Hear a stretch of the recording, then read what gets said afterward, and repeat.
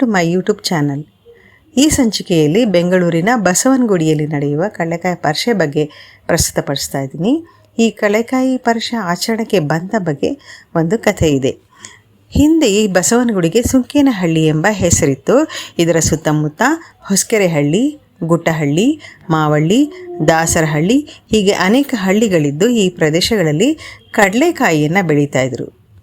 ಇಲ್ಲಿಗೆ ಬಸವ ಬಂದು ಕಡಲೆಕಾಯಿಯನ್ನು ತಿಂದು ಬೆಳೆಯನ್ನು ನಾಶಪಡಿಸ್ತಾ ಇತ್ತು. ಒಂದು ದಿವಸ ಕಾವಲಿದ್ದ ರೈತರು ತಿನ್ನುತ್ತಿದ್ದ ಬಸವನನ್ನು ಕಂಡು ಕೋಲಿನಿಂದ ಹೊಡೆಯಲು ಅಟ್ಟಿಸಿಕೊಂಡು ಹೋಗ್ತಾರೆ.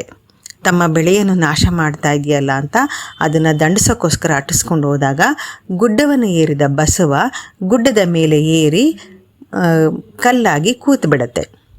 ಇದನ್ನು ಕಂಡ ರೈತರಿಗೆ ಆಶ್ಚರ್ಯವಾಗುತ್ತದೆ. ಸಾಕ್ಷಾತ್ ಶಿವನ ವಾಹನವಾದ ನಂದಿಯೇ ಇದನ್ನು ಬಸವನ ರೂಪದಲ್ಲಿ ಬಂದು ನಮಗೆ ರಕ್ಷಣೆ ಕೊಡುತ್ತಿತ್ತೇನೋ, ನಾವು ತಪ್ಪು ಮಾಡಿದವೇನೋ ಎಂದು ಪಶ್ಚಾತ್ತಾಪ ಪಡುತ್ತಾರೆ. ಅದಕ್ಕಾಗಿ ಸುಂಕವನ್ನು ಕಟ್ಟಲು ತೀರ್ಮಾನಿಸುತ್ತಾರೆ. ಪ್ರತಿ ವರ್ಷ ನಂದಿಯ ಮುಂದೆ ಕಡಲೆಕಾಯಿಯನ್ನು ತಂದು ಸುರಿದು ಇಚ್ಛಾನುಸಾರ ತಿನ್ನೆಂದು ಪ್ರಾರ್ಥಿಸುತ್ತಾ ತಮಗೆ ಆಶೀರ್ವಾದ ನೀಡಬೇಕೆಂದು ನಮಿಸುತ್ತಾರೆ. ಅದರಂತೆ ಪ್ರತಿ ವರ್ಷ ಕಾರ್ತಿಕ ಮಾಸದ ಕೊನೆಯ ಸೋಮವಾರದಿಂದ 3 ದಿನ ಕಡಲೆಕಾಯಿ ಪರಿಷೆಯನ್ನು ಆಚರಿಸುತ್ತಾ ಬಸವಣ್ಣನಿಗೆ ನಮಿಸುತ್ತಾರೆ.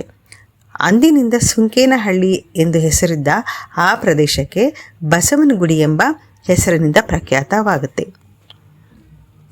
ಈ ದೊಡ್ಡ ಬಸವಣ್ಣ ಗುಡಿಯು ಆ ಬಸವನು ಎತ್ತರಕ್ಕೆ ಬೆಳೆಯುತ್ತಾ ಹೋದಂತೆ ಬೃಹದಾಕಾರವಾಗಿ ಬೆಳೆಯುತ್ತದೆ. ಅದಕ್ಕೂ ಎತ್ತರವಾಗಿ ಬೆಳೆದರೆ ಕಷ್ಟವಾಗುತ್ತದೆಂದು ಅದರ ತಲೆಯ ಮೇಲೆ ತ್ರಿಶೂಲಾಕಾರದ ಮೊಳೆಯನ್ನು ಹೊಡೆಯಲಾಗಿದೆ.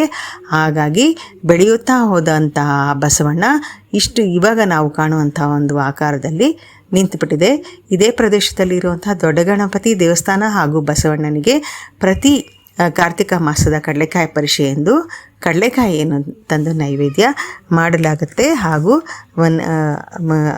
ಗಣಪತಿಯ ಮತ್ತು ಬಸವಣ್ಣನ ಆಶೀರ್ವಾದದೊಂದಿಗೆ ಜಾತ್ರೆಯನ್ನು ನಡೆಸಿ ವ್ಯಾಪಾರಸ್ಥರು ತೆರಳುತ್ತಾರೆ. ಈ ಒಂದು ಜಾತ್ರೆಗೆ ಚಿಂತಾಮಣಿ, ಶ್ರೀನಿವಾಸಪುರ, ಕೋಲಾರ, ಚಿಕ್ಕಬಳ್ಳಾಪುರ, ಮಾಗಡಿ, ಮಂಡ್ಯ, ಮೈಸೂರು, ತುಮಕೂರು, ಕುಣಿಗಲ್ ಹೀಗೆ ನಾನಾ ಪ್ರದೇಶಗಳಿಂದ ಅಲ್ಲದಲ್ಲೇ ಪಕ್ಕದ ರಾಜ್ಯ ಆದಂತಹ ತಮಿಳುನಾಡು, ಆಂಧ್ರ ಪ್ರದೇಶಗಳಿಂದಲೂ ಕೂಡ ಕಡಲೆಕಾಯಿಯನ್ನು ತಂದು ಮಾರಾಟ ಮಾಡಿ ವ್ಯಾಪಾರಿಗಳು ತೆರಳುತ್ತಾರೆ. ಅನೇಕ ಅಂಗಡಿ ಮುಂಗಟ್ಟುಗಳನ್ನು ಕೂಡ ಇಲ್ಲಿ ತೆರೆಯಲಾಗುತ್ತೆ. ಅದರಂತೆ ಈ ಸಲ ನವೆಂಬರ್ 17ರಿಂದ ದಿನಾಂಕ ನವೆಂಬರ್ 21ರವರೆಗೆ 5 ದಿನಗಳ ಕಾಲ ವಿಶೇಷವಾಗಿ ನಡೆಸಲಾಯಿತು. ಈ ಕಡಲೆಕಾಯಿ ಪರಿಷೆ ಯಶಸ್ವಿಯಾಗಿ ನೆರವೇರಿತು. ಈ ಕಡಲೆಕಾಯಿ ಪರಿಷೆಯಲ್ಲಿ ಕಡಲೆಕಾಯಿ ಅಷ್ಟೇ ಅಲ್ಲದೆ ಅನೇಕ ಅಂಗಡಿ ಮುಂಗಟ್ಟಗಳನ್ನು ತೆರೆಯಲಾಗುತ್ತದೆ. ಆ 5 ದಿವಸದಲ್ಲಿ ಸಾವಿರಾರು ಲಕ್ಷಾಂತರ ಭಕ್ತರು ಬಂದು ಇಲ್ಲಿ ವ್ಯಾಪಾರವನ್ನು ನಡೆಸಿ ದೊಡ್ಡ ಗಣಪತಿ, ಬಸವಣ್ಣ ಹಾಗೂ ಈಶ್ವರ ದೇವಸ್ಥಾನಗಳಿಗೆ ತೆರಳಿ ನಮಸ್ಕರಿಸಿ ವ್ಯಾಪಾರಗಳನ್ನು ಮುಗಿಸಿ ಹೋಗುತ್ತಾರೆ. ಇಲ್ಲಿನ ದೀಪಾಲಂಕಾರ ತುಂಬ ಆಕರ್ಷಕ.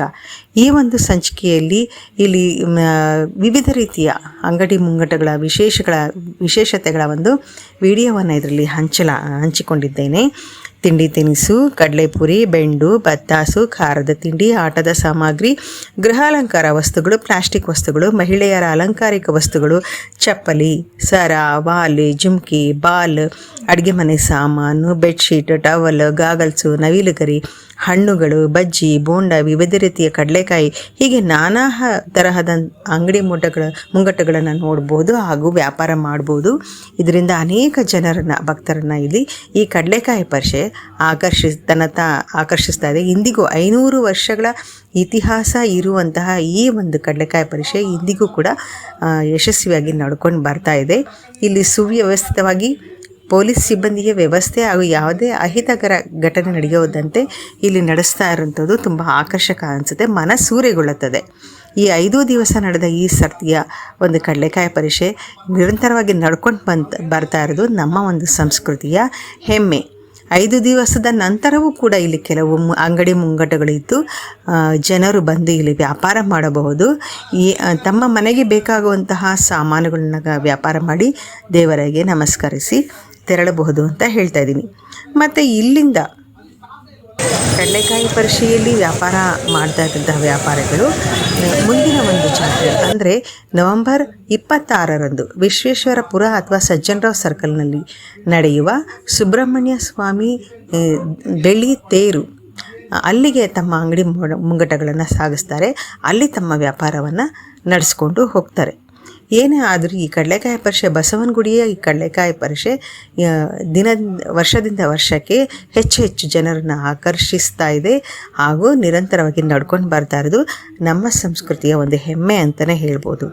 ಈ ಸಂಚಿಕೆಯಲ್ಲಿ ಅಲ್ಲಿರುವಂತಹ ಅನೇಕ ಅಂಗಡಿ ಮುಂಗಟ್ಟೆಗಳು, ದೀಪಾಲಂಕಾರ ಹಾಗೂ ಅಲ್ಲಿ ಇರುವಂತಹ ಆಟಿಕೆ ಸಾಮಾನುಗಳು ಮುಂತಾದ ಅನೇಕ ಒಂದು ವಿಡಿಯೋವನ್ನು ಇದರಲ್ಲಿ ಶೇರ್ ಮಾಡಿದ್ದೀನಿ. ಇದನ್ನು ನೋಡಿ ಆನಂದಿಸಿ. ಮುಂದಿನ ಒಂದು ಸಂಚಿಕೆಯಲ್ಲಿ ಇನ್ನೊಂದು ವಿಷಯದೊಂದಿಗೆ ಬರುತ್ತೇನೆ. ಅಲ್ಲಿಯವರೆಗೆ ಜೈ ಕರ್ನಾಟಕ, ಜೈ ಬಸವಣ್ಣ, ಜೈ ಗಣಪತಿ, ಜೈ ಶ್ರೀರಾಮ್.